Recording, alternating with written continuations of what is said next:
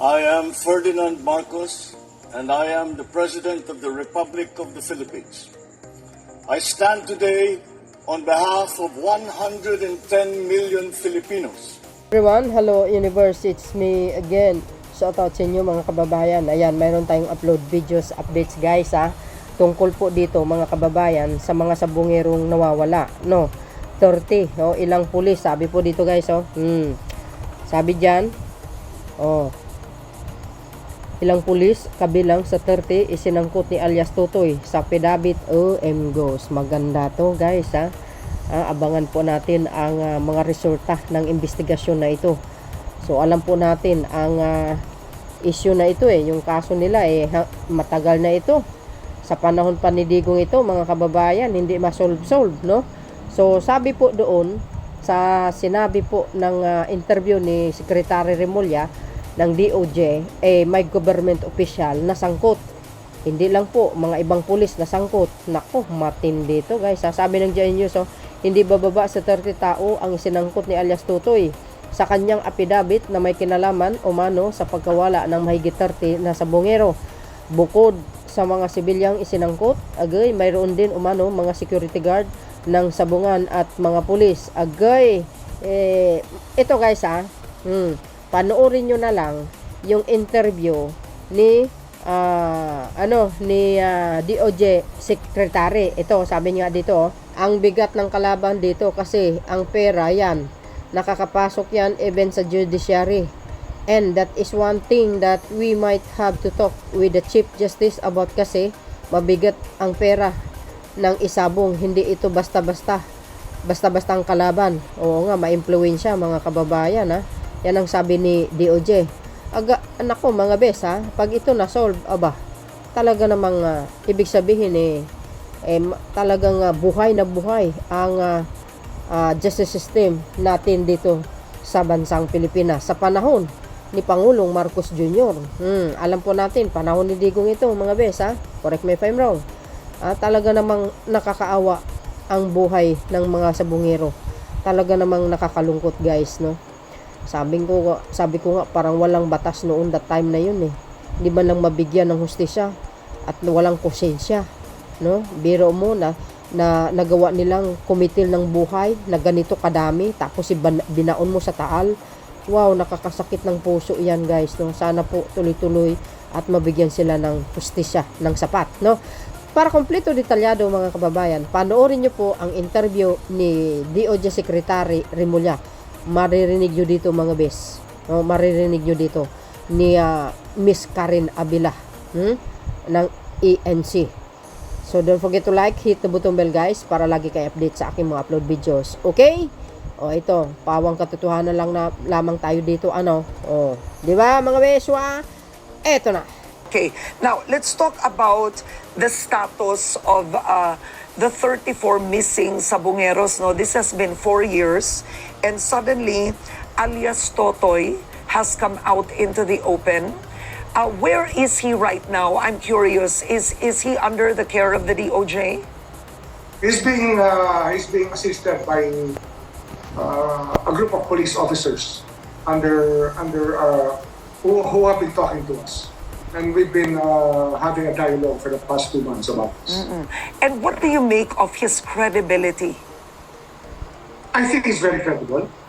I think that he has presented enough. With us, Justice Secretary Jesus Crispin Remulla. Secretary?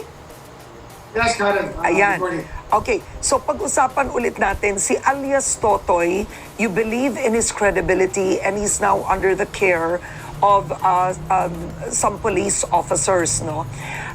Anong impormasyon ang naibigay po niya?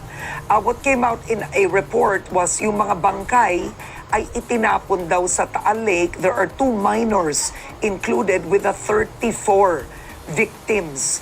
But did he tell the story of bakit yung 34 na yun? There's more than 34, Karen, according to speculation.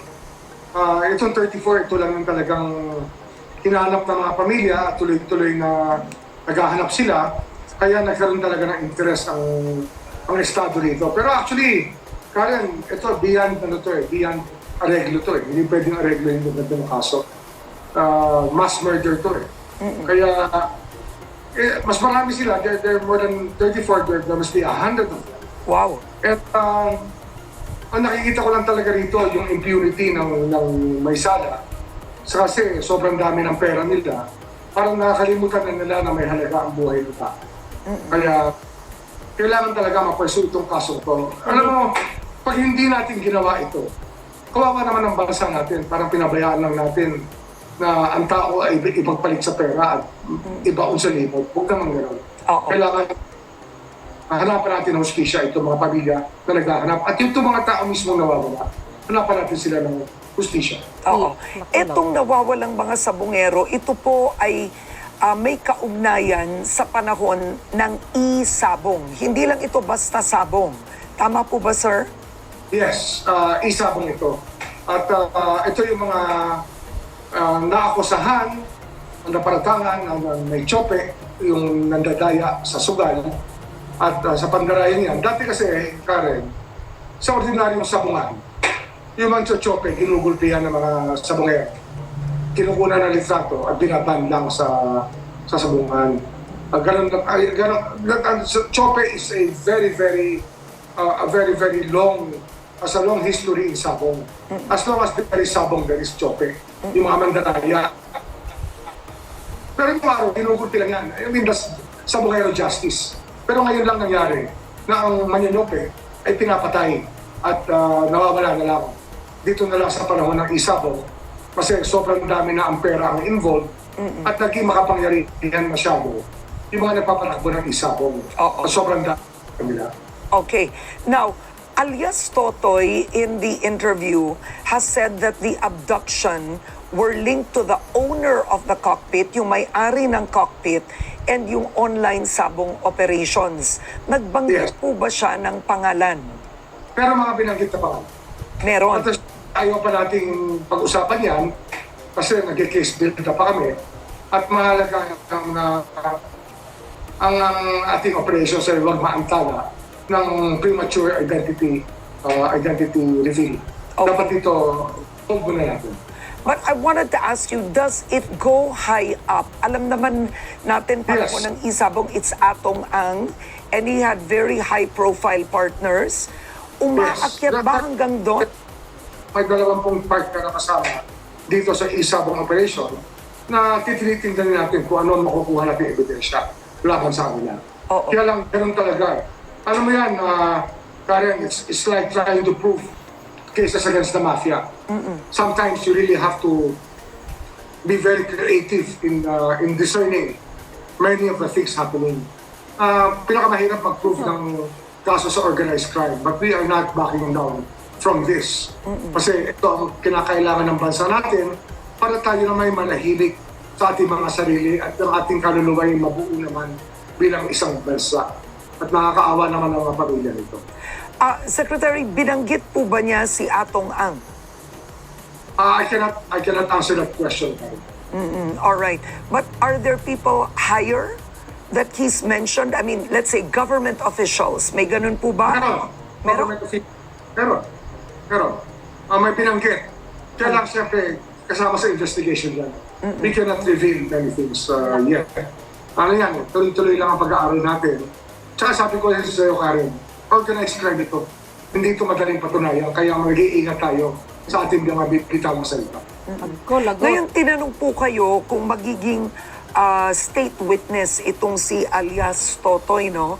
You said kailangan muna siya kasuhan, then you bring it to May kaso court. na siya eh. May kaso na Okay. siya. Kaya lang dapat mabuo lahat ng kaso at ma-discharge siya sa mga kaso na kinabibilangan niya sa pagkakapakita natin sa korte na kinakailangan ng kanyang testimonya para mabuo ang kaso. Oo. At isa yan sa mga pinag-aaralan natin ngayon kung paano natin bubuuin ang gusto. Kasi this is a big case, Karen. It's not something that's cut and dried. It's something that has to be pursued at every angle. Ano nga ang searching lang for the remains will be problematic. Yeah. But we are willing, even I've instructed my staff to draft a letter to the Japanese government to ask for their ROVs, remote operating vehicles, at yung mga equipment na kasama nito para ma-map natin ang lake bed ng taan para makita natin kung ano ang mga sentiments na pwede natin tingnan at disturbuhin para mahanap natin ang ating hinahanap. Yeah, because this is like straight out of a true crime, like a Netflix series, right? I mean, is it possible to Pero find? pa ito, Karen, meron pa ito isang video na lumalabas na yung tao bago patayin ay pinag-confess nila ng panyonyope. At actually, yung pinakonfess nila mirroring ng isabong operation na ang accusation ay siya ang kumukuha ng posta, hindi niya tinreturn over. Inagaw niya yung operation, hinijack niya yung operation. At may video itong taong to bago siya nawala. Oo, pero yung video na ibigay sa inyo, saan nyo nakuha ang video, sir? Dito rin, sa testigo rin naman. Tsaka marami pa dokumento ito na kasama. Hindi ito basta-basta, Karen. It's something that was hulog na lang ng langit talaga to sa atin. Kasi nga, we never gave up on these cases. Kaya lang ang hirap maghanap talaga ng krimen na walang wala kang mahanap na bangkay. Di ba? Pero hindi natin tinitigilan. Ito naman, based on this, kasi napahuli na natin to, nahanapan na natin bagong prueba dati. Napahuli na natin dati, may kaso lang kami sa Court of Appeals kanya, inaayos pa para ma-restore ang warrant of arrest nila. Kasi parang pati Court of Appeals nagagapang itong grupong to. Ayun ang masasabi ko. It is so alarming, Karen, on what money can do and how powerful people can be because they have so much money. Okay, alam po ba natin? Pati Suprema, pinag-uusapan ito na kaya niya kausapin.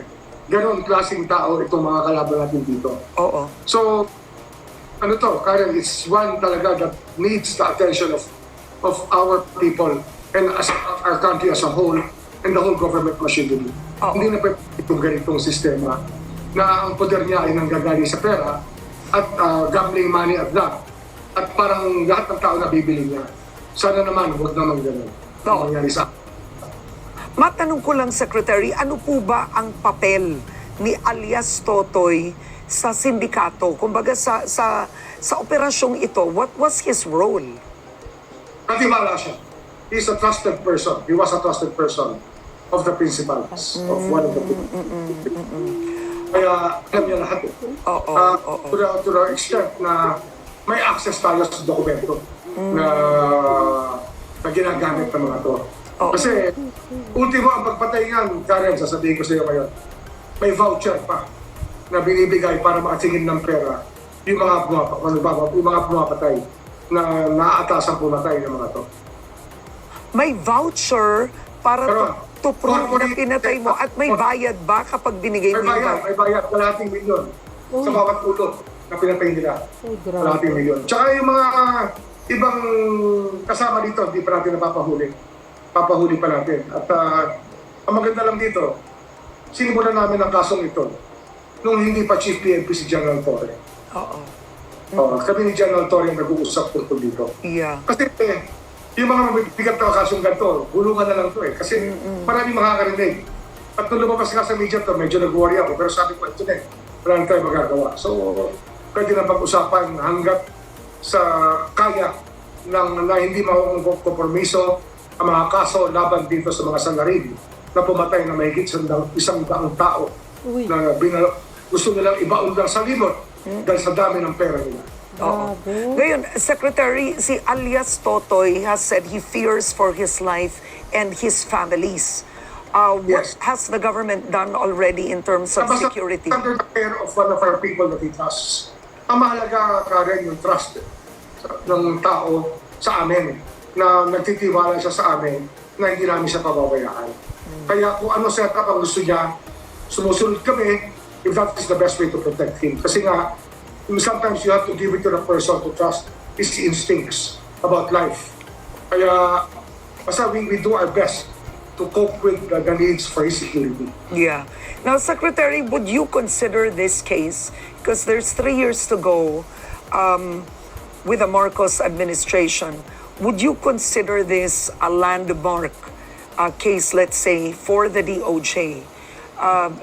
If you are able to find the bodies and solve and put those responsible to justice. Kasi malaki ito eh. Landmark to, Karen. Hindi lang ito sa sa amin ngayon, this is a legacy that we will give to the Filipino people. Na hindi ho tayo nag-give up ng pag-asa para sa hustisya. We will fight for justice whatever the cost and whatever it entails. Kung ano ang kinakailangan namin gagawin namin para magkaroon ng hustisya ang ating bansa. All right. Now to close, peace and order this administration's been criticized for peace and order. You have critics saying that this administration is soft. And the DOJ has announced recently that you actually have a higher conviction rate compared to past administrations. Pag-usapan Yes. natin yun, ano bang nagbago? Ano bang conviction rate po ng DOJ ngayon at legacy rin ito ng gobyerno? Kasi currently came up with the new standards para sa prosecution of cases. We are now mandating our prosecutors and law enforcers to work together. And we have been training them for this. Kasi nung araw, Karen, nung nag-practice pa ako dito ko awang-awa sa gobyerno. Pagka magaling yung abogadong lalaban sa prosecution, sandali-sandali tapo ng kaso o kaya talo ng talo ang gobyerno. Kaya ngayon, pinapatibay natin ang kaso bago natin i-file. Oo. Kaya itong tinatawag na case build-up, napakahalaga nito. At ngayon, nagbibigay tayo ng mas malaki responsibilidad sa mga piskal, sa ating prosecutors. They are not judges, we tell them. They are executives in search of justice. At ang law enforcement is their ally. And dapat siya sumusunod sa kanila para ma-case build up ang lahat. Kaya mabigat kayo ng ating batting average. Oo. We are in the high 90s already sa conviction rate. And we intend to follow this too. Kaya nga institutional ang ating approach.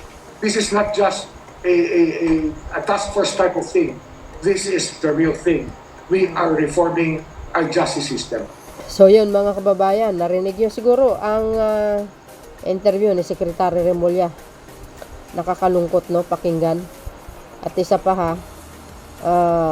bakit kaya nagawa nila na ganito sa ating mga kababayan? No? Kung magkasala man sila, dapat man lang sampa ng kaso. Hindi yung parang aso na lang kinitil mo. Biro mo, okay lang sana kung isa lang, dalawa. Kahit isa, dalawa lang, mahalaga ang buhay ng tao, mga kababayan. Yan mahigit 30, 34 kamo, nasa bungero. At sinabi pa ni Secretary, 100. Paano yun? Sino kaya tong taong itong ma-influensya na talagang walang konsensya? Basta-basta na lang kumitil na parang asong mga kapwa Pilipino niya. Dapat lang talaga mabigyan talaga ng hustisya at matukoy kung sino po ang salarin talaga ang mastermind. Sabi nga dyan, di ba, nabanggit sangkot ang government official at ang mga ilang kapulisan, mga kababayan, na sana po yung iba na may alam tungkol dito sa kaso na ito, lumabas na po kayo. Sabihin nyo po ang katotohanan nang sa ganun matahimik din ang kanilang kaluluwa at mabigyan ng hustisya ang kanilang pagkawala, mga kababayan. Imaginein mo noong mga panahon na yan, kung totoo na talagang binaon sila sa Taal, naku, kawawa naman. Ano naman kaya ang buhay nila that time? Ay mga pakiusap nila, nagmamakaawa sila. No, parang aso na lang na pinagkikitil mo. Ano ba yan? Saan naman ang puso na yan? Puso ng taong yan. Sino naman kayang itong demonyong ito na may lakas loob na magbayad para kitilin ng mga inosenteng mga sabungero na yan na naghanap buhay rin lang naman. 'Di ba mga best?